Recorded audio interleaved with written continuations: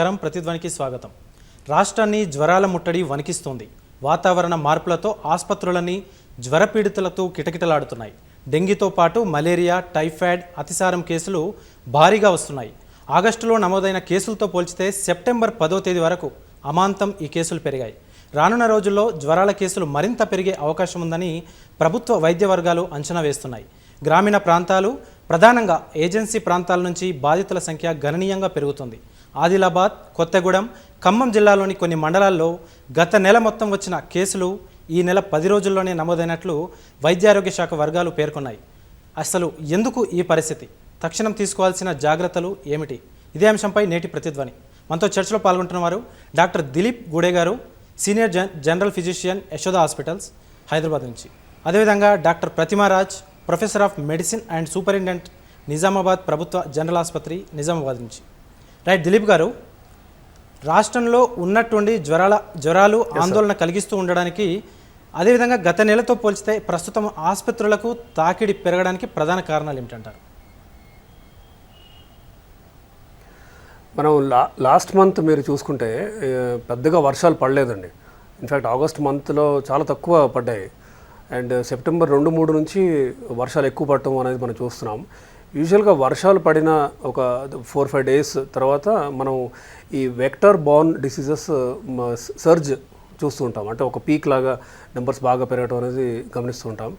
In fact మా హాస్పిటల్స్లో కూడా చూస్తే ఇప్పుడు డెంగీ కేసులు చాలా పెరిగాయి.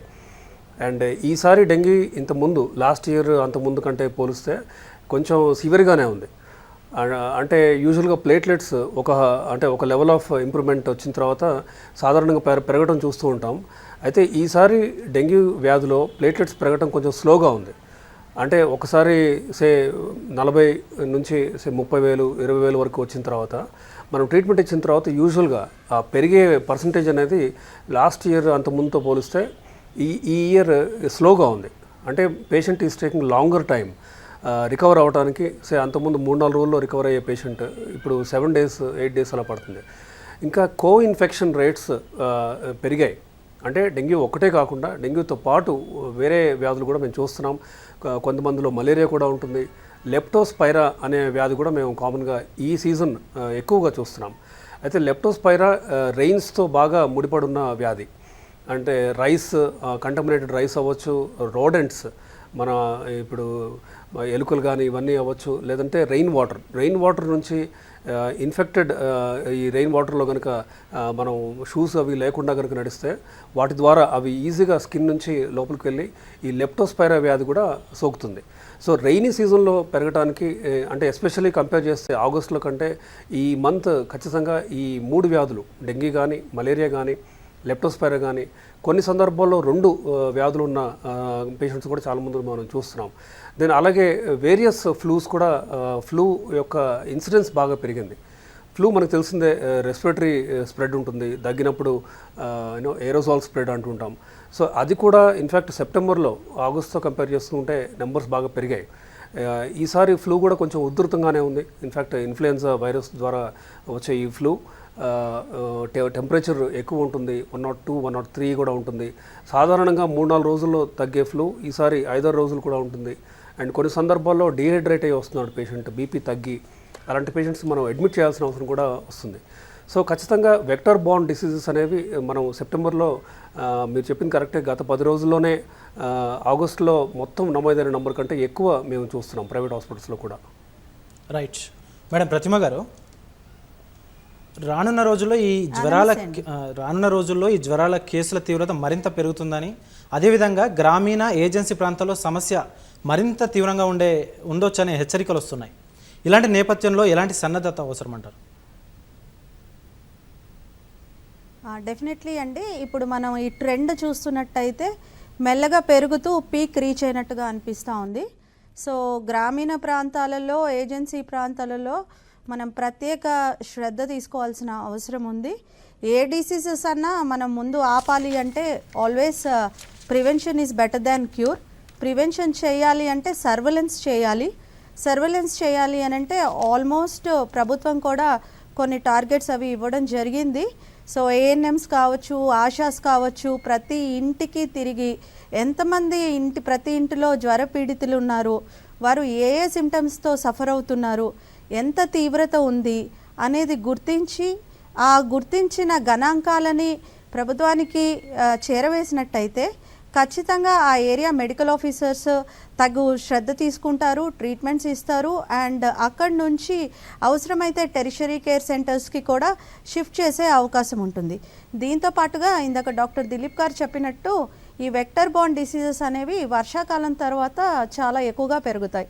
సో ఈ వర్షాకాలం తర్వాత పెరగడానికి మేజర్ కారణము ఈ most of the vector born diseases మనం ఇండియాలో ఎక్కువగా చూస్తున్నవన్నీ కూడా మస్కిటో బార్న్ డిసీజెసే, దోమకాటు వల్ల వస్తున్న జబ్బులే. ఈ ఒక లైఫ్ సైకిల్ దోమకి ఆల్మోస్ట్ ఒక 34 డేస్ అనేది ఉంటుంది. 34 డేస్లో 10 రోజులు అది నీటిలో ఉంటే మిగతా 24 రోజులు గాల్లో ఉంటుంది. సో ఈ 10 రోజుల్లో నీటిలో ఉన్నప్పుడు కానీ గాల్లో ఉన్నప్పుడు కానీ ఆ లైఫ్ సైకిల్ని మనం బ్రేక్ చేయాల్సిన అవసరం ఉంది.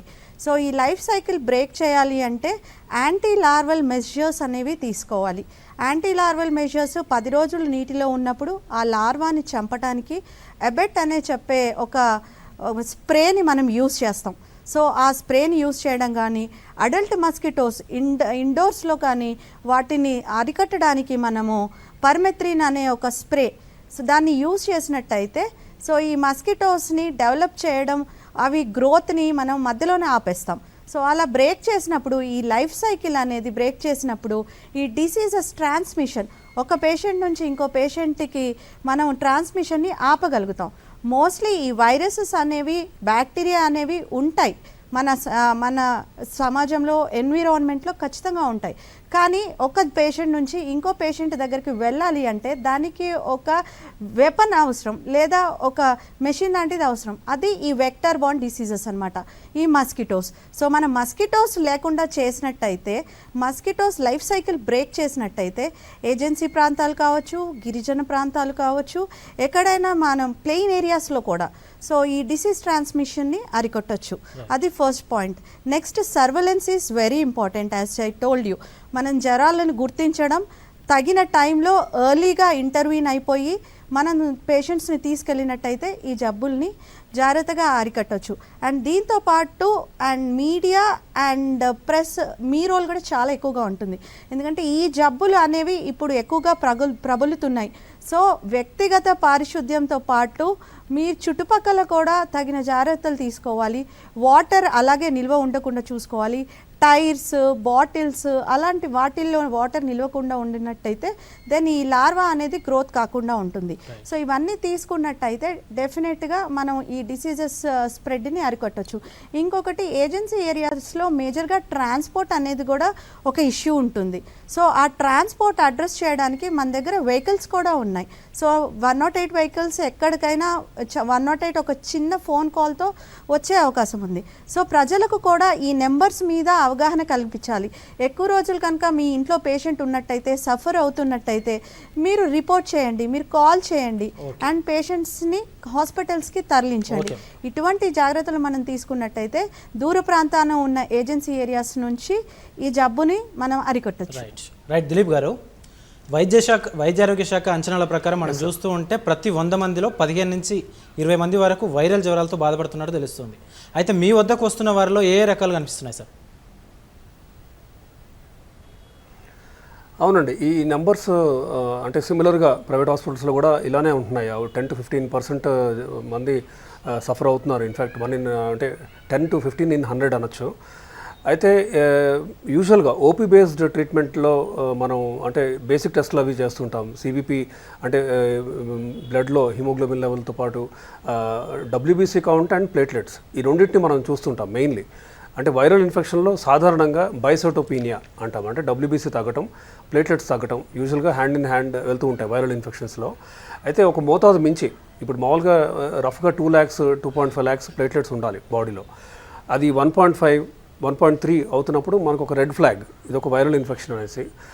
అలాగే హెపటైటిస్, ఆల్మోస్ట్ చాలా డెంగీ లాంటి వైరస్లో ఎస్పెషల్లీ హెపటైటిస్ అంటే లివర్లో వాపు రావటం.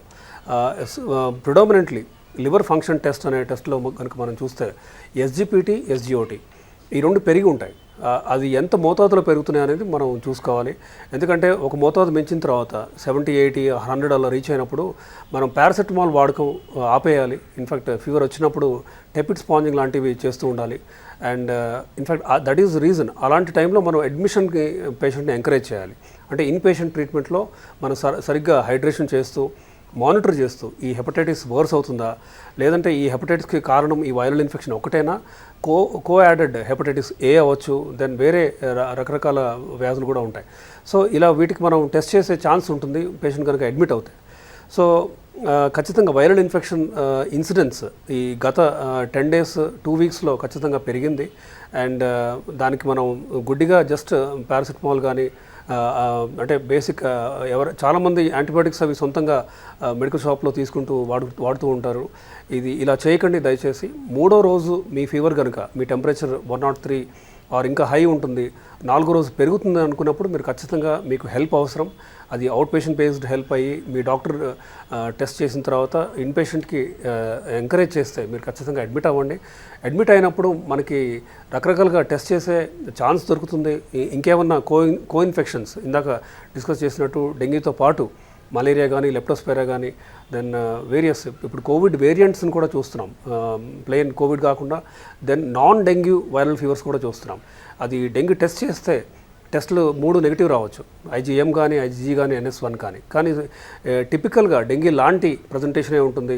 అండ్ డెంగీకి ఎలాంటి ట్రీట్మెంట్ ఇస్తామో అలా ఇచ్చినప్పుడు ఇంప్రూవ్ కూడా అవుతారు patients. So non dengue viral fevers కూడా మేము సాధారణంగా చూస్తున్నాము ఈ మధ్య ఈ సీజన్లో. Right madam. ప్రతిమ గారు, ఇప్పటికీ ఈ రోజు వరకు మనం చూస్తున్నా కూడా జిల్లాల్లో ఈ మలేరియా, టైఫాయిడ్, డెంగీ ఇలాంటి కేసులు ఆందోళనకర స్థాయిలో నమోదవుతుండడానికి మీరు గమనించిన ఈ కారణాలు ఏమిటంటారు మేడం? ఇప్పుడు ఎక్కువ నెంబర్లో ఆందోళనకర రీతిలో ఈ కేసెస్ నమోదవ్వడానికి ఫస్ట్ కారణం మనం ఒకేసారి చాలా ఎక్కువ మోతాదులో వర్షపాతం చూసాం. సో ఈ వర్షపాతం అనేది మేజర్గా ఒక కారణం అనుకుంటున్నాను. అండ్ ఇంకొకటి పోస్ట్ కోవిడ్ ఎరాలో హెల్త్ కాన్షియస్ కూడా కొంచెం పెరిగింది. ఇంతకుముందు జ్వరాలు వస్తే సాధారణంగా ఇంట్లోనే ఉండేవాళ్ళు, ఎక్కువ పట్టించుకునే వాళ్ళు కాదు. కానీ పోస్ట్ కోవిడ్ ఎరాలో ఏమవుతుందంటే మనందరం కూడా మన హెల్త్ మీద మనం కొంచెం కాన్సన్ట్రేషన్ పెడుతున్నాం. సో అటువంటి పరిస్థితుల్లో చాలామంది టెస్టింగ్కి రావడము అండ్ డాక్టర్స్ దగ్గర చూపించుకోవడము, హాస్పిటల్స్కి వెళ్ళడం వల్ల కేసుల రికార్డ్ ఇంతకుముందు మనం చూసినట్టయితే మన ఇండియాలో ఆల్మోస్ట్ 4 లక్షల కేసులు దోమకాటు వల్ల ప్రతి ఏటా నమోదవుతున్నాయి. ఈ ఏడు కూడా అంతే నమోదయ్యాయి. కానీ రికార్డింగ్ అనేది ఎక్కువ అవుతోంది. అది హెల్త్ అవేర్నెస్ వల్ల అవుతోంది. అండ్ వర్షపాతం ఒక కారణము. అండ్ ఇంకొకటి పోస్ట్ కోవిడ్ వల్ల ఎక్కువగా కోమార్బిడ్ కండిషన్స్ కూడా ఎక్కువగా వచ్చాయి. చాలామందికి డయాబెటీస్ లేకపోతే హార్ట్ డిసీజ్ అటువంటివి ఎక్కువ మనం అబ్జర్వ్ చేసాం. వాటి వల్ల ఏమవుతుందంటే ఈ చిన్నవి మామూలు ఇన్ఫెక్షన్స్ అయినా కానీ ఇటువంటి వారిలో తీవ్రత అనేది చూపించడం వల్ల పేషెంట్స్ కూడా అలర్ట్ అవుతున్నారు, వైద్య సిబ్బంది కూడా అలర్ట్ అవుతున్నారు. అండ్ ఈ పారిశుద్ధ్యం అనేది కొంచెం మనం పక్కన పెడుతున్నామేమో అనిపిస్తోంది. దాని మీద కూడా కాన్సన్ట్రేట్ చేయాల్సిన అవసరం ఉంది. వీటన్నిటి మూలంగా ఈ ఏదైతే ఉన్నాయో ఫీవర్స్ పర్సంటేజ్ అనేది డే టు డే ఇంక్రీజ్ అవుతుంది. కానీ మనం అనుకున్నట్టు టైఫాయిడ్ కేసులు అయితే మేము ఇంత ముందులా ఎక్కువగా చూడట్లేదు. డాక్టర్ గారు చెప్పినట్టు డెఫినెట్గా మనం చూస్తున్నవి డెంగ్యూ చూస్తున్నాము, అండ్ చికెన్ గున్యా చూస్తున్నాము, and dengue like viral illness చూస్తున్నాము. అన్నీ నెగటివ్ వచ్చినా కానీ బాడీ పెయిన్స్ అనేవి చాలా ఎక్కువగా ఉంటున్నాయి. జాయింట్ పెయిన్స్, కీళ్ళవాతం అనేది ఎక్కువగా ఉంటున్నాయి. ర్యాష్ అనేది ఎక్కువగా ఉంటుంది. అండ్ పేషెంట్ చాలా వీక్ అయిపోతున్నారు. ఇంతకుముందు జ్వరం ఆల్మోస్ట్ మనం చూస్తే 2 to 3 daysలో తగ్గిపోయే జ్వరం ఇప్పుడు మినిమమ్ 5 days అయినా 1 week అయినా జ్వరం అనేది కంట్రోల్కి రావట్లేదు. ఈ సిమ్టమ్స్ తీవ్రత కూడా కొద్దిగా ఎక్కువగానే ఉంది. సో ఈ ఆందోళనకర రీతిలో ఇవన్నీ ఉండడానికి మేజర్ ఒక కారణం అనుకోలేము. Multiple reasons and multi factorial ఉంది కాబట్టే ఈ నమోదు ఎక్కువ అవుతుంది. రైట్. దిలీప్ గారు, దోమకాటు వల్ల వ్యాప్తి చెందే వ్యాధుల నియంత్రణలో అసలు మనం ఎక్కడ ఉన్నాం, వాటి వల్ల ఏ అనారోగ్యాలు వెంటాడుతున్నాయి సార్?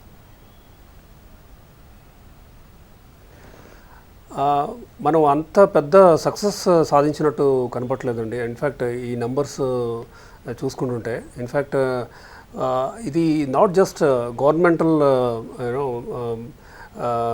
ఇప్పుడు ఇండివిజువల్గా ప్రతి ఒక్కళ్ళు కూడా దీని గురించి అంటే వ్యక్తిగత పారిశుద్ధ్యంతో పాటు ఒక అపార్ట్మెంట్ ఉంటుంది, ఫర్ ఎగ్జాంపుల్ ఒక 20 ఫ్యామిలీస్ ఉన్నాయి. సో వాళ్ళే మొత్తం ఎంటైర్ బిల్డింగ్లో ఎక్కడ వాటర్ నిల్వ ఉండకుండా చూసుకోవటం ఇంపార్టెంట్. దెన్ అంటే మస్కిటో బ్రీడింగ్కి ఆస్కారం లేకుండా పొడిగా డ్రైగా ఉండేలాగా చూసుకోవటం. ఇప్పుడు రకరకాల కంటైనర్స్ అవ్వచ్చు, లేదంటే ఇప్పుడు ఫ్లవర్ పాట్స్ కానీ ప్లాంట్స్కి వాటర్ చేస్తూ ఉంటారు. వాటిని నిల్వ ఉండటానికి స్కోప్ లేకుండా అంటే వాటర్ అనేది మనం చూసుకోవాలి మెయిన్లీ. అంటే మస్కిటో బ్రీడింగ్లో 2-3 స్టేజెస్ ఉంటాయి. ఇన్ఫ్యాక్ట్ మేడం చెప్పినట్టు ఈ లార్విసైడల్ యూజ్ ఇంపార్టెంటే. అలాగని ఇప్పుడు మస్కిటో రిపెలెంట్ స్మోక్ డిడిటీ కానీ ఇవన్నీ కూడా మనం స్ప్రే చేయాల్సిన అవసరం కూడా ఉంది. So it is not just governments job, ఇది ప్రతి ఒక్కళ్ళ ఇండివిజువల్ జాబ్ ఇది. అండ్ మనం ఇంకొంచెం ఖచ్చితంగా మనం ఇంప్రూవ్ చేసుకోవడానికి మస్కిటో నియంత్రణలో మనకి ఇంకా ఇంప్రూవ్ అవ్వడానికి ఖచ్చితంగా స్కోప్ ఉంది.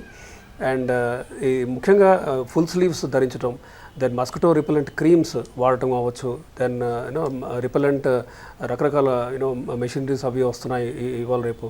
సో ఇలా అంటే దీన్ని నెగ్లెక్ట్ చేయకుండా, అంటే ఒక్క మస్కిటో ఉన్నా కూడా మనకి అంటే మనకు తెలియకుండా అది ఇల్నెస్ కాజ్ చేసే ఛాన్స్ ఉంది. కాబట్టి ఇదొక సామూహిక సొసైటీ మొత్తం అనుకొని అంటే ఒక గోల్ ఓరియంటెడ్గా అప్రోచ్ అయితేనే మనం దీన్ని నివారణ కంప్లీట్గా సాధ్యమవుతుంది. Right madam. ప్రతిమ గారు, ఇళ్లతో పాటు పాఠశాలలు, కార్యాలయాల్లో వ్యాధుల ఈ నియంత్రణ దిశగా మనం పారిశుద్ధ్య నిర్వహణలో ఎలాంటి చర్యలు తీసుకోవాల్సి ఉంటుంది? ఒకవేళ ఇది సరిగా లేని పక్షంలో ఎన్ని రకాల సమస్యలు మనం చవి చూసే అవకాశం ఉంటుందంట? డెఫినెట్లీ అండి. ఇళ్లతో పాటుగా పాఠశాలలు, కార్యాలయాల్లో కూడా మనం చాలా జాగ్రత్తలు తీసుకోవాలి. పాఠశాలలు అంటే పిల్లలు అందరూ అక్కడే ఉంటారు కాబట్టి పాఠశాలలతో పాటు హాస్టల్స్, ఈ రెండిటి మీద డెఫినెట్ ఫోకస్ పెట్టాలి. సో వాళ్ళు ఎటువంటి వాటర్ తాగుతున్నారు, ఎక్కడన్నా వాటర్ లాగింగ్ ఉందా, లేకపోతే విండోస్ అన్నీ ఓపెన్ ఉన్నాయా, నెట్స్ వేసుకుంటున్నారా, ఎటువంటి దుస్తులు ధరిస్తూ ఉన్నారు, ఇవన్నీ చూసుకోవాలి హాస్టల్స్ అండ్ స్కూల్స్లో. టీచర్స్ కూడా ఒక కన్ను వేసి ఉంచాలి, వాళ్ళ చుట్టుపక్కల పరిసరాలు ఎలా ఉన్నాయి అనేది కూడా వారి దృష్టి పెట్టుకోవాలి. ఎందుకంటే ఓన్లీ స్కూల్ టీచింగ్ అంతవరకే కాకుండా చుట్టుపక్కల ఎన్విరాన్మెంట్ కూడా ఎలా ఉంది అనేది మనం చూస్తూ ఉన్నట్టయితే పిల్లల్ని ప్రొటెక్ట్ చేసే అవకాశం ఉంటుంది. అట్లే ఆఫీసులు అడిగారు. ఆఫీసుల్లో మేజర్గా ఆఫీసెస్లో ఉండే sources either air coolers or air conditions, ఈ రెండిట్లో మనకి వాటర్ నిల్వ ఉంటుంది కాబట్టి డెఫినెట్గా అక్కడ మస్కిటో బ్రీడింగ్ అనేది ఉంటుంది. దాంతోపాటుగా వాటర్ డిస్పెన్సర్స్ ఉంటాయి ఆఫీసెస్లో, చాలా చోట్ల మనం వాటర్ యూజ్ చేస్తూ ఉంటాము. సో ఆ వాటర్ డిస్పెన్సర్స్లో కూడా సరిగ్గా క్లీనింగ్ లేకపోయినట్టయితే ఆ లార్వా అక్కడే బ్రీడ్ అయ్యి అది డెవలప్ అయ్యి మస్కిటోస్ స్ప్రెడ్ అయ్యే అవకాశం ఉంది. అండ్ ఇంకొకటి, ఈ డెంగ్యూ దోమలు అనేవి మేజర్గా మార్నింగ్ టైమ్స్లోనే ఉంటాయి, మార్నింగ్ టైమ్స్లోనే అవి కుట్టే అవకాశం ఉంది. కాబట్టి మనము మార్నింగ్ టైమ్స్ పిల్లలు స్కూల్లోనే ఉంటారు అండ్ మార్నింగ్ టైమ్స్ సిబ్బంది అంతా ఆఫీసుల్లోనే ఉంటారు. ఈ 2 ప్రదేశాల్లో ఇళ్ళ కంటే కూడా డెంగ్యూని ప్రొటెక్ట్ చేసుకోవాలి అంటే ఇళ్ళ కంటే కూడా మనం ఎక్కువ కాన్సన్ట్రేట్ చేయాల్సిన place office as well as schools అండి, స్కూల్స్ అండ్ హాస్టల్స్. సో మీరు అన్నట్టుగా మనం ఎవ్రీ టైము ఈ లైఫ్ సైకిల్ బ్రేక్ చేయాలి అంటే ప్రతి 10 రోజులకి ఈ సీజన్ ఏదైతే ఉందో నెక్స్ట్ 3 months కూడా మనకి కొంచెం క్రిటికల్ సీజన్. సో ఈ సీజన్లో మనం ప్రతి 10 రోజులకి ఒక స్పెషల్ డ్రైవ్ లాగా తీసుకొని మనం ఈ లార్విసైడల్ మెజర్స్ తీసుకున్నట్టయితే, స్ప్రేయింగ్ చేసుకున్నట్టయితే మనం అక్కడే బ్రేక్ చేసుకుంటాం. దాంతోపాటుగా మనం గవర్నమెంట్కి కూడా ఇంటిమేట్ చేయాలి. ఎవరైనా ఒక పేషెంట్ మీ ఆఫీస్లో కానీ మీ స్కూల్లో కానీ పిల్లలు కానీ టీచర్స్ కానీ ఈ డిసీజెస్తో సఫర్ అవుతున్నట్టయితే డెఫినెట్గా మీరు నోటిఫై చేయాలి. నోటిఫై చేయకుండా మీలో మీరే సఫర్ అయ్యి ట్రీట్మెంట్ తీసుకొని వెళ్ళిపోతున్నట్టయితే గవర్నమెంట్కి కూడా తెలియదు కదండి మీ ఏరియాలో ఈ దోమలు ఉన్నాయి వాటిని అరికట్టాలి అని. సో మనం ఇన్ఫర్మేషన్ ఇచ్చినట్టయితేనే వారు వచ్చి తగిన ప్రికాషన్స్ తీసుకునే అవకాశం ఉంది, మెజర్స్ తీసుకునే అవకాశం ఉంది. సో మీరు జబ్బుతో బాధపడుతున్నట్టయితే ఫస్ట్ మీరు ఇంటిమేషన్ ఇవ్వాలి. And me offices, me schools every 10th day spraying ఖచ్చితంగా చేయాలి. అండ్ మస్కిటో బ్రీడింగ్ ప్లేసెస్ని అరికట్టాలి. అండ్ సిమ్టమ్స్ తక్కువగా ఉన్నప్పుడే డాక్టర్స్ దగ్గరికి వెళ్ళి ట్రీట్మెంట్ తీసుకోవాలి. అండ్ టెస్టింగ్ కూడా తీసుకోవాలి. అండ్ ఇంకో విషయం కూడా చెప్పదలుచుకున్నాను, ఇప్పుడు తెలంగాణ డయాగ్నోస్టిక్ హబ్ అనేది ప్రతి ఊర్లో కూడా ఏర్పాటు చేయడం జరిగింది. దాంట్లో ఆల్మోస్ట్ 137 టెస్టులు ఫ్రీ ఆఫ్ కాస్ట్ చేస్తున్నారు. ప్రతి ప్రైమరీ సెంటర్ నుంచి బ్లడ్ శాంపిల్స్ కలెక్ట్ చేసి టెరిషరీ హాస్పిటల్కి పంపిస్తున్నారు. కానీ ఇది ఎంతమంది యూజ్ చేసుకుంటున్నారు? మీ ఇంటి పక్కన ఉన్న హాస్పిటల్కి మీరు వెళ్ళి రక్త పరీక్ష చేయించుకోవడానికి కూడా మీరు ఇనిషియేటివ్ తీసుకోకపోతే, మనలో మార్పు రాకపోతే ప్రభుత్వం కానీ మీడియా కానీ ఎంతగానో చెప్తాము. సో ప్రజలందరూ కూడా ఇచ్చిన సౌకర్యాల్ని ఉపయోగించుకోవాల్సిన అవసరం ఉంది. కరెక్ట్ టైంకి టెస్టింగ్ చేయించుకోండి అండ్ మందులు వాడండి. ఇవి రెండు చేసినట్టయితే ఇటువంటి జబ్బులకి మనం దూరంగా ఉండొచ్చు. Right sir. దిలీప్ గారు, చాలామంది పిల్లల్లో చూసినట్లయితే మనం ఈ RSV అనే వైరస్ ఒకటి వ్యాప్తి చెందుతుందని చెప్పి ఒక ఆందోళన వ్యక్తమవుతున్న పరిస్థితులు చూస్తున్నాం. ఇలాంటి పరిస్థితుల్లో తల్లిదండ్రుల్లో ఎలాంటి అవగాహన, జాగ్రత్తలు అవసరం అంటారు? సో RSV అంటే రెస్పిరేటరీ సిన్సిషియల్ వైరస్ అండి. ఇది అంటే మనం సాధారణంగా చూస్తూ ఉంటాము, ఎస్పెషలీ రైనీ సీజన్లో. సో ముఖ్యంగా అంటే ఎవరైనా, పిల్లలే కాదు, ఇఫ్ హ్యావ్ టు సీ జనరల్గా చూసుకుంటే 3వ రోజు 4వ రోజు కూడా 103, 104 టెంపరేచర్ రీచ్ అవుతే మీరు ఖచ్చితంగా దాన్ని జస్ట్ పారాసెటమాల్ ఆర్ ఏదో ఒక యాంటీబయాటిక్, మెడికల్ షాప్ అతను ఇచ్చిన యాంటీబయాటిక్ వాడటం లాంటివి చేయకండి. మీరు ఖచ్చితంగా you need testing. Okay, me doctor దగ్గరికి వెళ్ళండి. అది పీడియాట్రిషియన్ అవ్వచ్చు, ఫిజిషియన్ అవ్వచ్చు. వెళ్ళి ఏం జరుగుతుంది అంటే ఒక్కోసారి మనకి తెలియకుండానే హెపటైటిస్ అనేది ఇందాక డిస్కస్ చేసాం, లివర్ వాపు అనేది, అది SGOT, SGPT కానీ ఇవన్నీ కూడా బ్లడ్ టెస్ట్ చేస్తేనే మీకు తెలుస్తుంది. చాలామంది హెపటైటిస్ అంటే జాండీస్ రావాలి కదా అనుకుంటుంటారు.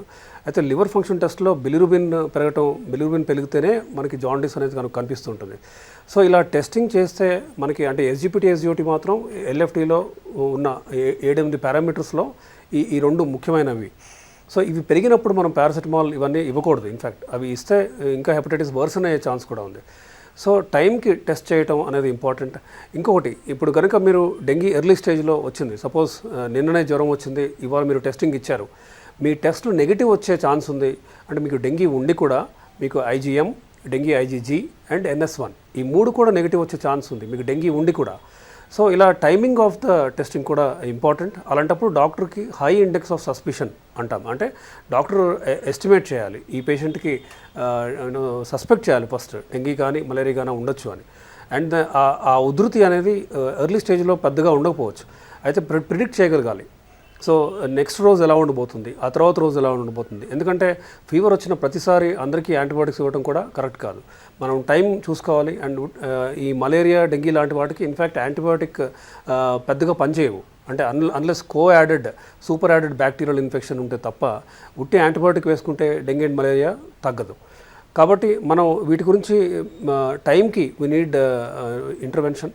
అండ్ మీరు ఈ డాక్టర్ దగ్గరికి వెళ్ళటం, అంటే అది 3rd, 4th డే కూడా టెంపరేచర్ 104, 105 అట్లా కనుక వెళ్తే డిహైడ్రేట్ అయిన లక్షణాలు కనిపిస్తుంటే మాత్రం మీరు ఖచ్చితంగా టైంకి అంటే డాక్టర్ హెల్ప్ తీసుకోవడం అనేది ఇంపార్టెంట్. Right madam. ప్రతిమ గారు, పిల్లలైనా పెద్దోళ్ళైనా ఈ రోజుల్లో సాధారణంగా కాస్త జలుబు, జ్వరాలు అనేవి సాధారణ అంశం. అయితే దాని తీవ్రతను ఎలా గుర్తించాలంటారు? పిల్లలు కావచ్చండి, పెద్దవాళ్ళు కావచ్చు.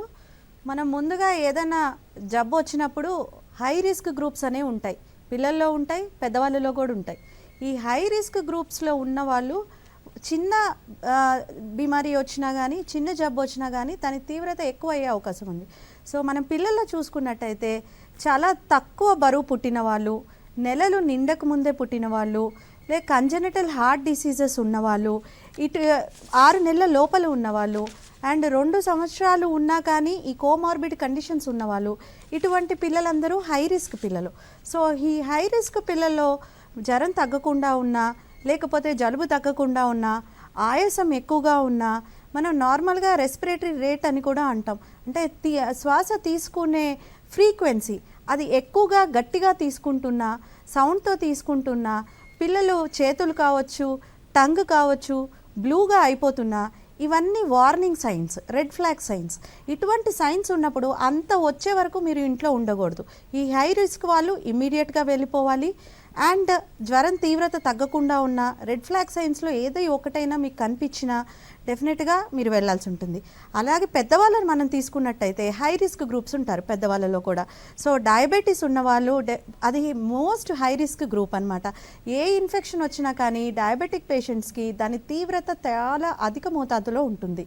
అండ్ తీవ్రత ఎక్కువగా ఉన్నప్పుడు కాంప్లికేషన్స్ అండ్ తర్వాత మోర్టాలిటీ అవి కూడా ఎక్కువగా ఉంటాయి.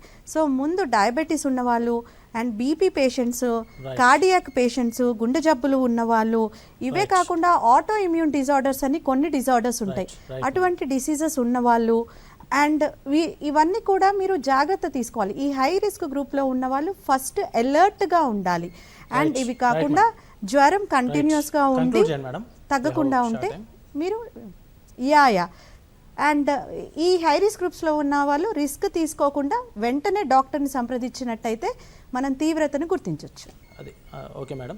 ఇది ఈ ఆందోళన కలిగిస్తున్న ఈ జ్వరాల నేపథ్యంలో ఎలాంటి ప్రజలు ఎలా నిర్లక్ష్యం వహించకుండా అదేవిధంగా ప్రభుత్వాలు చేపట్టే కార్యక్రమాలకు కూడా సహకరించి వ్యక్తిగతంగా కూడా పరిశుభ్రతనే కానీ వ్యక్తిగతంగా తన ఆరోగ్యం పట్ల బాధ్యతగా ముందు జాగ్రత్తగా అలర్ట్గా ఉండాల్సిన అవసరం ఎంతైనా ఉందని చెప్పి వైద్యులు చెప్తున్నారు. ఇది ఇవాళ ప్రతిధ్వని. నమస్కారం.